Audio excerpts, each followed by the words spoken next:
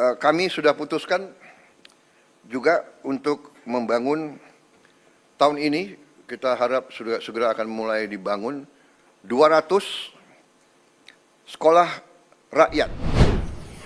Bismillahirrahmanirrahim. Assalamualaikum warahmatullahi wabarakatuh. Halo Bapak Ibu Guru, berjumpa kembali dengan saya di Sihab Info Tutorial.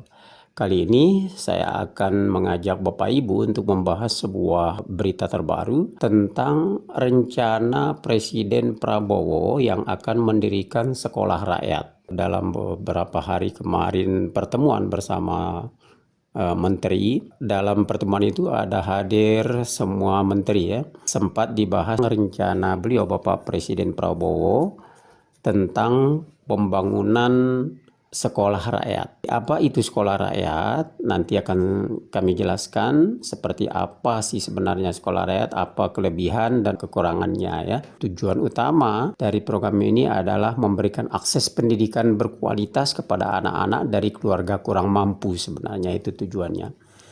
Kemudian untuk memastikan kualitas pengajaran, pemerintah menerapkan sejumlah persyaratan bagi calon gurunya yang akan mengajar di sekolah rakyat tersebut. Nah, seperti apa sih sekolah rakyat ini? Mari kita ikuti pembahasannya.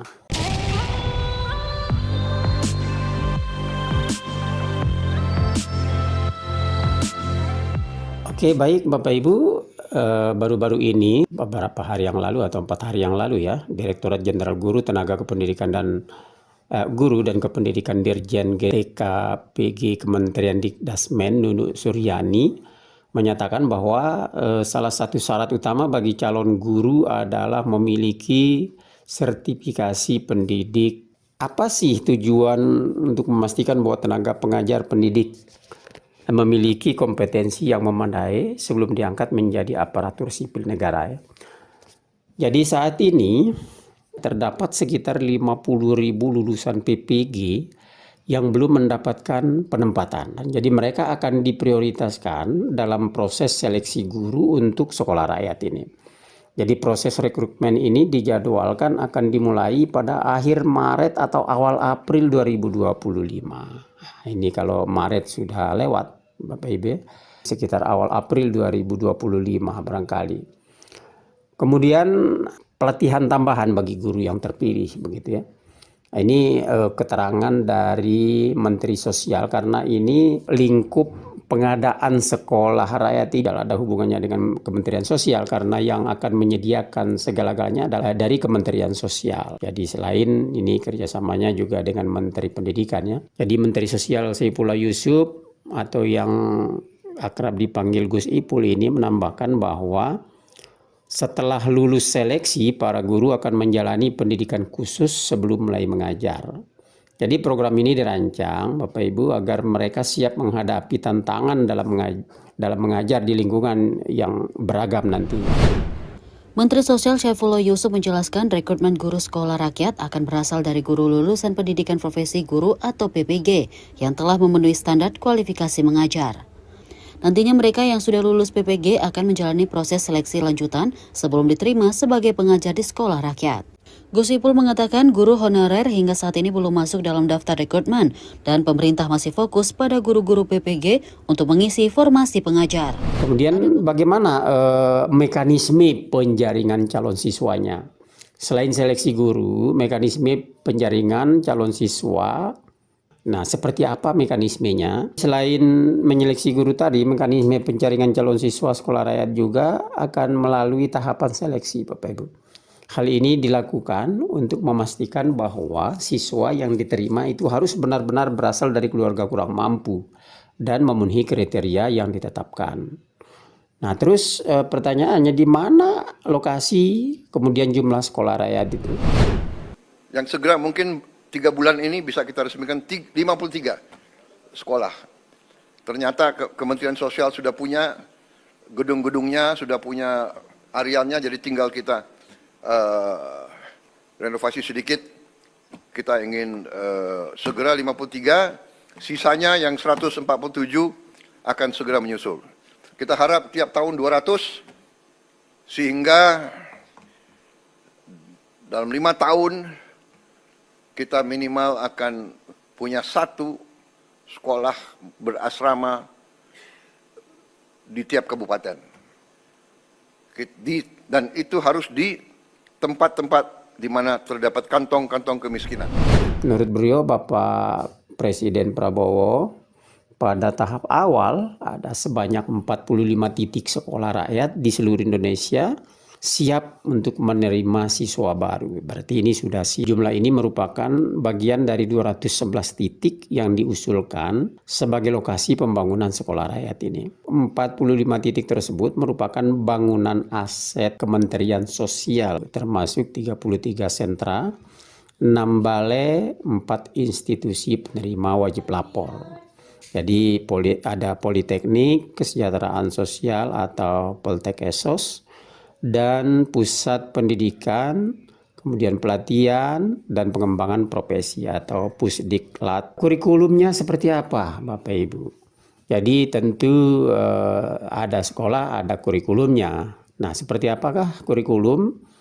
Jadi perencanaan kurikulum sekolah rakyat ini ya telah mencapai tahap final dan dipimpin oleh Menteri Pendidikan Dasar dan Menengah. Kurikulum ini dirancang untuk memastikan bahwa pendidikan yang diberikan sesuai dengan standar nasional dan relevan dengan kebutuhan siswa. Jadi pemerintah juga memastikan bahwa tidak akan ada kesenjangan atau diskriminasi dalam tata kelola pendidikan di sekolah rakyat ini.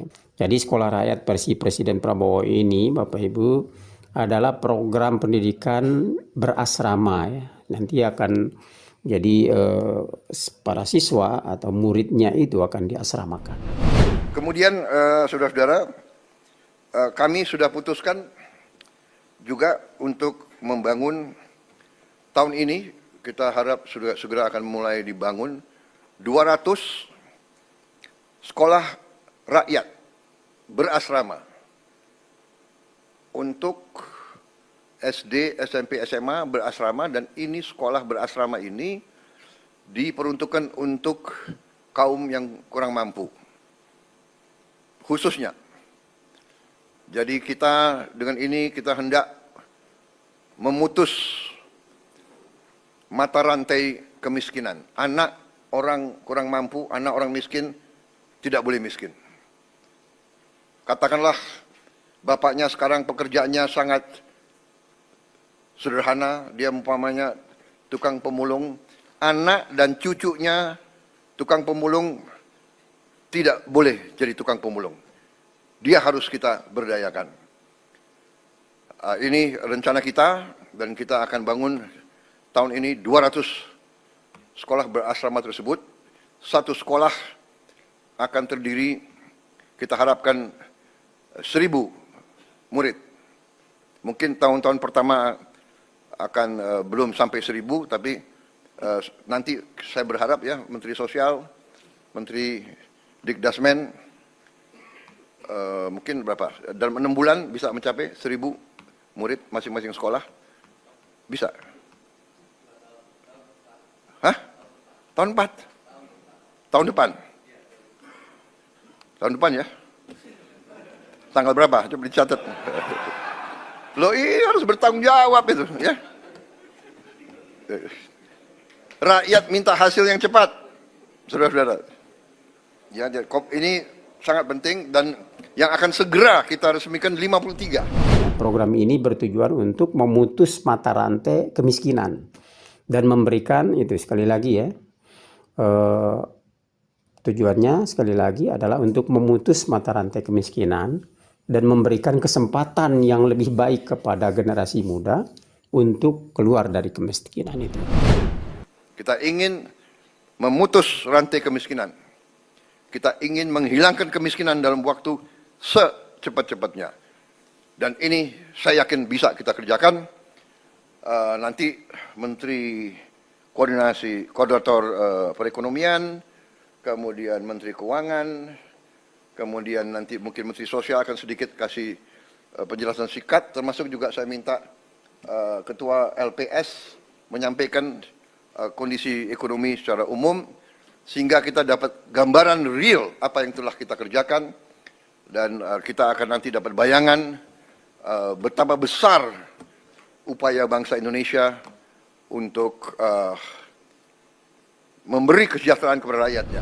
Jadi kalau boleh dikatakan bahwa pemerintah Prabowo Subianto saat ini akan membuka sekolah rakyat Persi terbaru, ya, Persinya Bapak Presiden Prabowo Subianto. Ini mudah-mudahan akan melahirkan perubahan baru Bapak Ibu ke arah yang lebih maju, khususnya di bidang pendidikan anak-anak bangsa Indonesia ini.